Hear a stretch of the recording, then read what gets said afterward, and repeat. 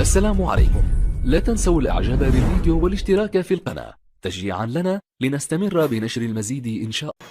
أوباما يحقق المعجزة ويساهم في فوز الزمالك على أرتا سولار برباعية بعد أن تأخر الزمالك بهدف في الشوط الأول.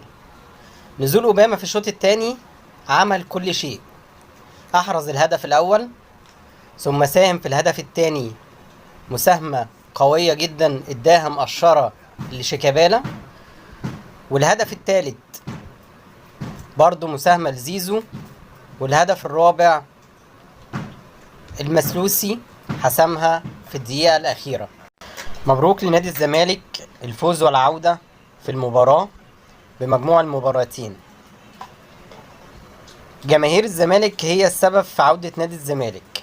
من أول اللقاء الجماهير عمالة تهتف بالروح بالدم، الماتش مش هيروح.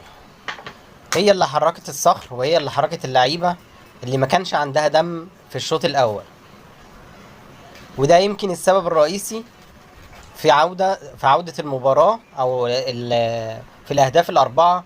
الروح العالية جدا بسبب ضغط الجمهور. من غير الجمهور الماتش ده كان ممكن ينتهي بهزيمة تاريخية وخروج من الكونفدرالية مخزي جدا للزمالك.